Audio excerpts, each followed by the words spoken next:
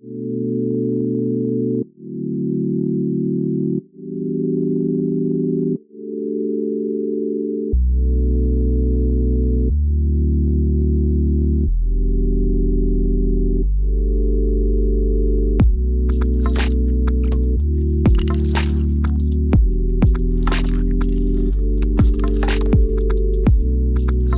exposición Rosario de Velasco recupera la figura de una de las pintoras más relevantes del siglo XX en España. Esta artista, nacida en 1904, se formó en el taller de Fernando Álvarez de Sotomayor, con quien aprende el realismo de raíz académica que dominaba en la pintura de este artista que llegó a ser director del Museo Nacional del Prado.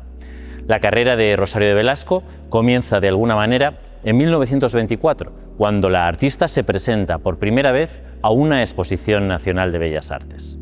No obstante, su consagración definitiva llegará en 1932, cuando en otro de estos certámenes obtiene la segunda medalla, con la obra Adán y Eva, hoy custodiada en el Museo Reina Sofía, que le supone el reconocimiento entre todos sus colegas y la crítica española.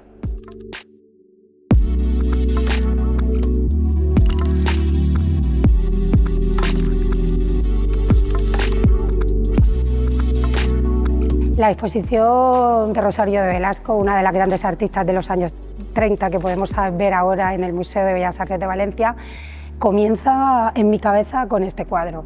Este cuadro se llama Lavanderas, lo pintó mi tía abuela Rosario en 1934. Ese año se presentó a la Exposición Nacional de Bellas Artes. No lo ganó y en 1936, como regalo de boda a su hermano, a mi abuelo Luis, se lo regaló. Entonces ese cuadro entró en mi familia y yo he crecido con ese cuadro y siempre pienso que qué difícil era escaparse de un cuadro, no solamente de esta belleza, sino de este formato, ¿no? Estamos hablando de un cuadro que mide más de 2 metros por 2 metros.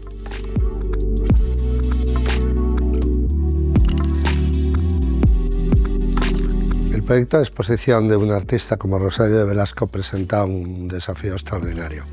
Por una parte, no se tenía ninguna referencia de dónde estaba su obra, ni cuánta obra había realizado en su primera época, y otro tema muy importante es ni siquiera el estado de conservación de esa obra. A partir de 1932, el éxito de Rosario de Velasco en todos los certámenes a los que se presenta marca un momento especialmente dulce en su carrera. Ese mismo 1932 marcha a Alemania en una exposición colectiva y es presentada como una de las joyas de la pintura española contemporánea. En 1935 esa consagración le llega también en Estados Unidos, de la mano de esa gran exposición que se realiza en el Museo Carnegie de Pittsburgh, donde con otros artistas muy reconocidos como Dalí o Picasso, se sitúa el nombre de Rosario de Velasco en la primera línea de la escena vanguardista y figurativa internacional. Pero ya yo cuando me hago más mayor y me voy a estudiar periodismo a Madrid, me dicen en casa, pásate por el Reina Sofía, que hay otro cuadro de la tía Rosario, Adán y Eva. Y entonces ya mis preguntas son más profundas, ¿no? De qué ha pasado con Rosario de Velasco. Está en una sala compartiendo pues, espacio, por ejemplo, con grandes artistas como Dalí en el Museo Reina Sofía. ¿Qué ha pasado? ¿Por qué se le ha olvidado?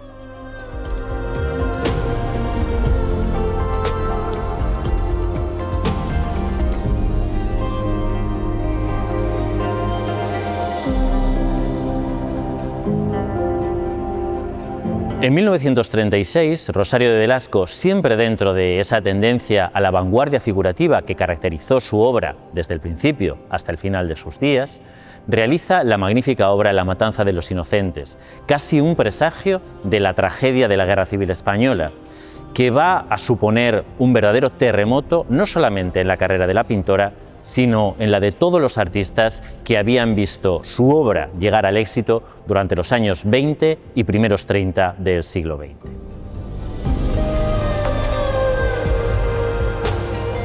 Pues me propongo pues, el gran empeño de recuperar su obra. Hago algunos intentos, no me salen, marcho a vivir fuera, estoy mucho tiempo fuera, pero siempre en mi cabeza llevo el proyecto de hay que recuperar a la tía Rosario. La trayectoria de Rosario de Velasco es tremendamente coherente durante toda su carrera. En todo momento se mantiene fiel a dos conceptos. Por una parte, esa tradición clásica de un clasicismo casi primitivo, más del 400, diríamos que del 500, en la que parece beber de artistas como Sandro Botticelli, Verrocchio o Piero di Cosimo. Un clasicismo rotundo, todavía no contaminado por esos esfumatos y esa degradación de los colores y ese sombreado que aparece en la pintura italiana a principios del siglo XVI. Además, Rosario de Velasco se relaciona con la vanguardia figurativa de los años 20 y 30, como buena parte de sus compañeros de época, como Fernández Balbuena, Ponce de León, Ángeles Santos u Horacio Ferrer de Morgado. Todos ellos protagonizan en el período europeo de entreguerras un retorno al orden tras la eclosión de las vanguardias en la segunda década del siglo.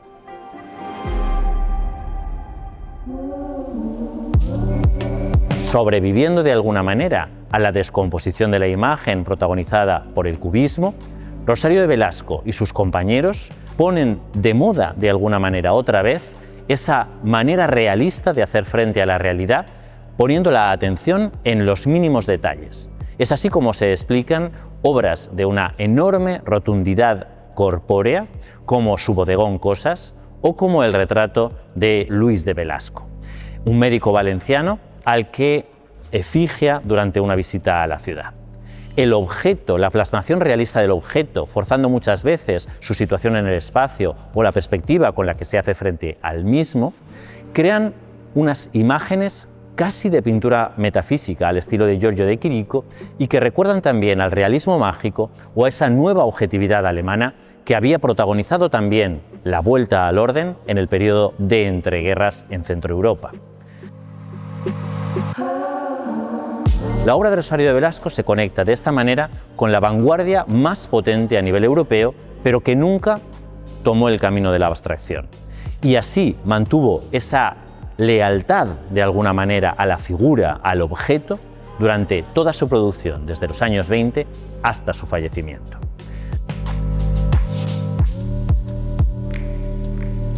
Sabíamos que queríamos recuperar a Rosario, teníamos algunos cuadros en museos, que también se pueden ver aquí en la exposición, otros cuadros en la familia, pero la gran pregunta era ¿dónde estaban los otros cuadros de Rosario? Y ahí es cuando empieza la búsqueda. Se nos ocurrió poner en marcha una campaña en redes sociales.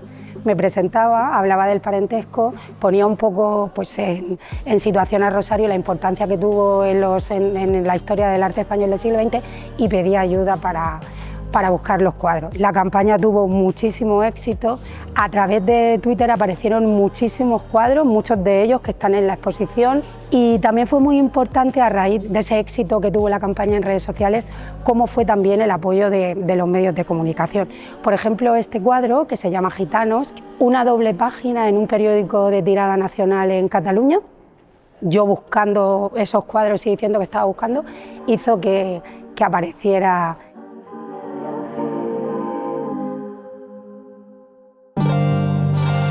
Se entiende la figura de Rosario de Velasco en gran medida relacionándola con los otros artistas que plasmaron imágenes similares durante los años 20 y 30 en España, artistas arracimados en torno al grupo conocido como los Artistas de Acción o como la Sociedad de Artistas Ibéricos. Estos creadores, cuya trayectoria muchas veces se vio truncada por el estallido de la Guerra Civil, prepararon la vanguardia clásica del arte español que, no obstante, no seguiría su desarrollo, salvo en contadas excepciones, dentro de la península ibérica tras la finalización del conflicto. Rosario fue una mujer muy adelantada a su época y una mujer muy avanzada y se rodeó de grandes figuras de su época, como las escritoras María Teresa León o Concha Espina o Carmen Conde, los pintores Zabaleta o Pere Pruna, Ángeles Santos y la deportista Lili Álvarez. También sabíamos que a través de los amigos podíamos encontrar varias obras y también nos pusimos en contacto con ellos.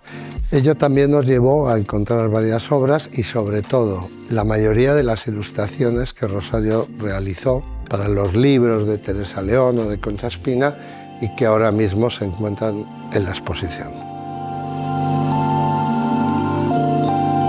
En la trayectoria de Rosario de Velasco resulta tan importante como la pintura de Caballete su producción como ilustradora gráfica. Rosario de Velasco no solamente participó en las principales publicaciones periódicas de la época como dibujante, sino que además ilustró algunos de los cuentos más reconocidos del momento, escritos por María Teresa León o Carmen Carr. En obras como Cuentos para soñar, Rosario de Velasco profundiza no solamente en su vocación como artista gráfica, ya que ella misma confiesa ser una enamorada de la producción del propio Alberto Durero, del cual de alguna manera toma la inspiración para su firma, sino que además explora distintas vías, desde el modernismo al simbolismo, siempre con una modernidad figurativa sorprendente en los años 20 y 30. Siguió realizando esta producción gráfica que afortunadamente se conserva en nuestros días, a pesar de su fragilidad, hasta el final de su vida. Y es tal vez en estas pequeñas obras en las que ella fue completamente libre, ya que no se creaban para certámenes nacionales, para obtener premios, donde podemos apreciar el carácter innovador de esa vanguardia figurativa experimentada por Rosario de Velasco. Conseguimos que el Thyssen diga sí al proyecto y es cuando entra también el Museo de Valencia y bueno, aquí tenemos la muestra de lo que ha sido la recuperación de Rosario. En 1939, tras finalizar el conflicto, Rosario de Velasco se instaló de manera definitiva en la ciudad de Barcelona, abandonando su Madrid natal e iniciando una nueva etapa en su carrera. Siguió pintando durante toda su vida, siempre fiel a sus formas y a esa figuración contundente que había generado durante los años 20 y 30.